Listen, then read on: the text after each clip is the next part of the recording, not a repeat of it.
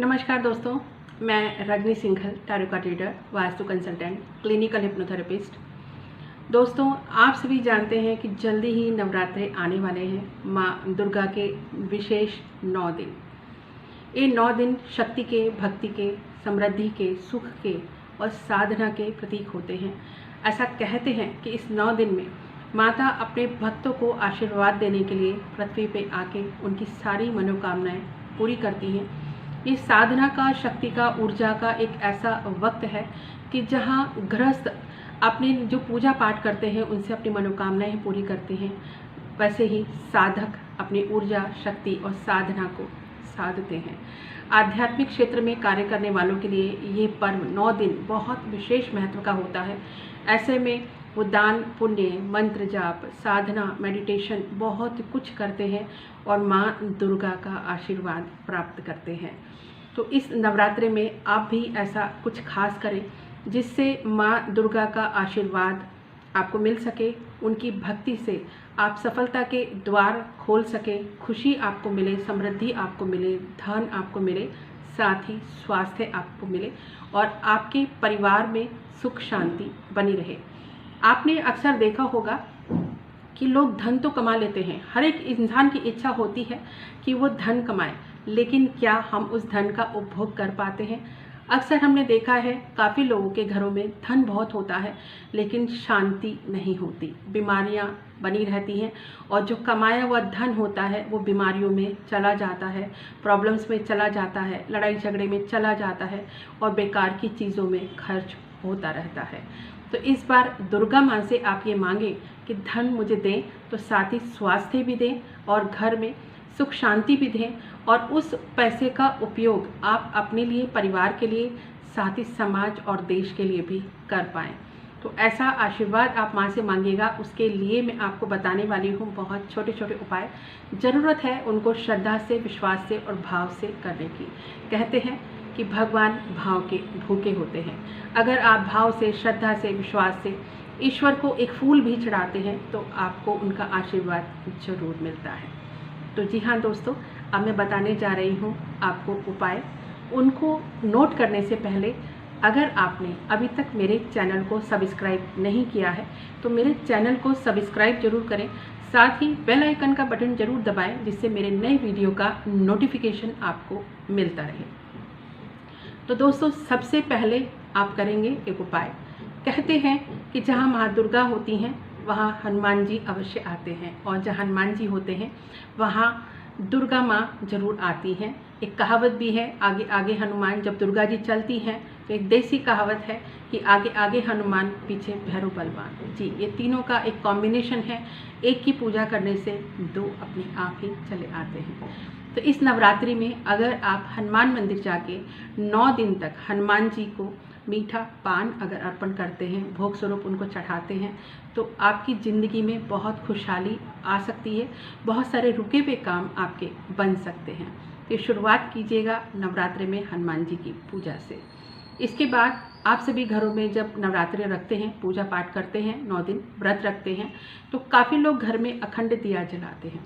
तो उस अखंड दिए में अगर साथ में आप 4 लौंग भी डाल के उसको जलाएंगे तो देखेंगे आपको उसका विशेष लाभ प्राप्त होगा। साथ ही जो लोग अखंड दिया नहीं जलाते हैं, जो सुबह और शाम 2 बार जो जलाते हैं, तो दोनों बार वो घी के दिए में 4 लौंग अवश्य डालें। एक तो इससे घर की नेगेटिविटी दूर होगी, नकारात्मक ऊर्जा दूर होगी, जो आपके रुके हुए कार्य हैं, जिसके लिए आप काफ़ी समय से परेशान थे, उसके लिए रास्ता आपको ज़रूर मिलेगा। कोई नज़र दोष है या कोई रुकावटें हैं, समस्याएं हैं, परेशानियां हैं, तो उसके लिए माँ दुर्गा का विशेष आशीर्वाद आपको प्राप्त होगा। इसके साथ ही आप नवरात्रि में या तो 9 के 9 दिन या किसी भी एक दिन दुर्गा माँ को अगर 7 इलायची, जी हाँ दोस्तों, 7 हरी इलायची और साथ में थोड़ी सी मिश्री मिला के उसका भोग अगर माँ दुर्गा को अर्पित करते हैं तो वो उनको अत्यंत प्रिय है। वो प्रसन्न होंगी और आपको आशीर्वाद जरूर दूंगी। धन संबंधी जिनको समस्या चल रही है, परेशानी चल रही है, वो इस उपाय को अवश्य ही करें, उसका विशेष लाभ आपको मिलेगा। इसके साथ ही आप चाहते हैं कि अगर आपको ब्लेसिंग मिले, आपको आशीर्वाद मिले, ईश्वर के साथ साथ लोगों का जो आशीर्वाद होता है, अपनों का जो आशीर्वाद होता है, दोस्तों का, मित्रों का जो आशीर्वाद होता है, बड़े बुजुर्गों की जो ब्लेसिंग होती है, वो ज़िंदगी में बहुत काम आती है। तो इस नवरात्रि में आपको करना है एक छोटा सा काम। जो मखाने होते हैं वाइट कलर के, जिन्हें फूल मखाने भी कहा जाता है, उनको आप लेके आएँ और साथ में उसमें कुछ सिक्के आप मिला दें। जो नॉर्मल सिक्के होते हैं, 1 रुपये, 2 रुपये, 5 रुपये के सिक्के, उनको आप मिला दें और उसको भोग स्वरूप आप माँ दुर्गा के सामने रखें और उस प्रसाद को बाद में बच्चों में बांट दें। तो ऐसा कहते हैं कि बहुत अच्छा आशीर्वाद माँ दुर्गा का आपको मिलता है और लोगों की ब्लेसिंग आपको मिलती है, जो बुरे वक्त में, संकट के समय में आपके काम आती हैं।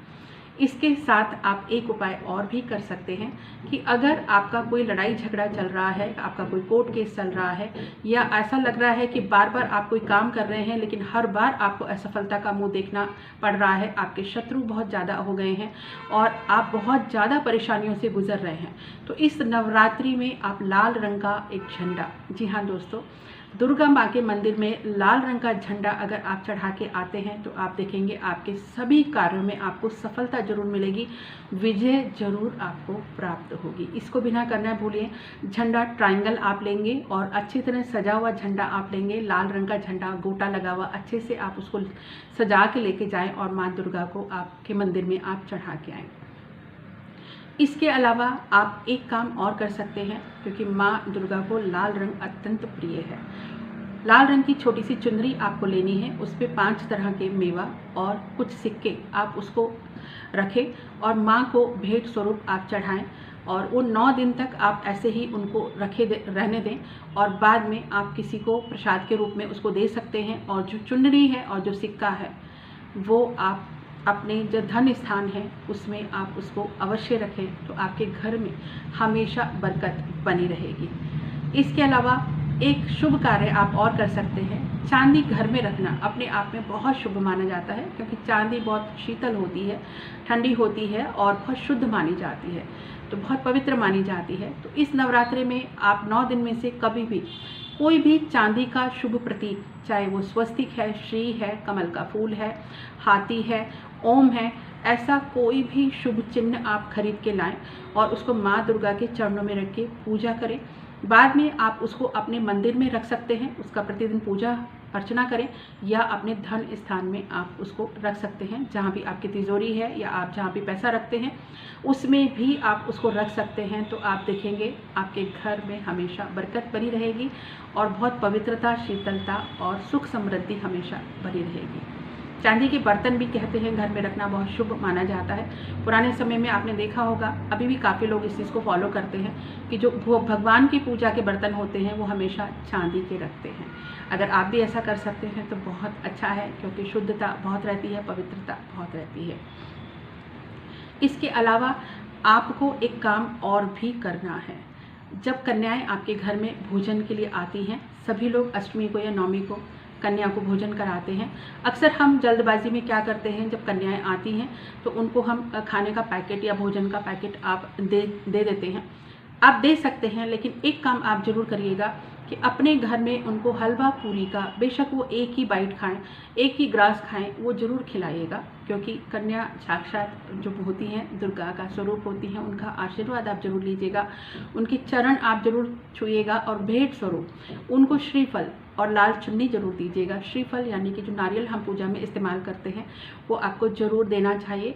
और साथ ही अगर आप बच्चों को, लड़कियों को छोटे छोटे से जो पाउच आते हैं धन रखने के, उसमें थोड़े से पैसे रख के, सिक्के रख के अगर आप कन्याओं को देते हैं तो आप देखेंगे माँ दुर्गा का विशेष आशीर्वाद आपको अवश्य ही मिलेगा। कार्य तो हम सभी करते हैं, लेकिन अगर हम उसको सही तरीके से, उसका सही तरीका जान के अगर करें तो ज़्यादा उसका लाभ मिलता है। कई बार हम कार्य तो करते हैं और जब उसका लाभ नहीं मिलता तो शिकायत करते हैं कि लाभ नहीं मिला।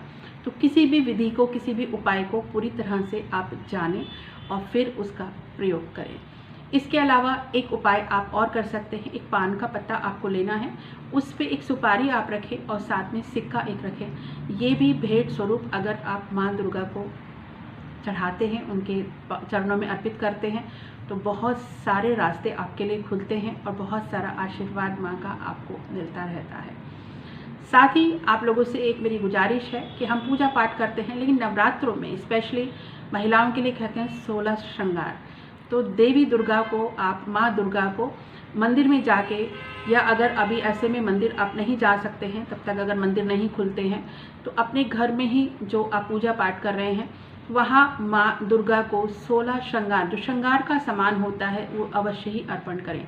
उसमें श्रृंगार का सारा सामान, साथ में मेहंदी, चूड़ी और मंगलसूत्र, जो भी आप अर्पण कर सकते हैं उनको जरूर करें।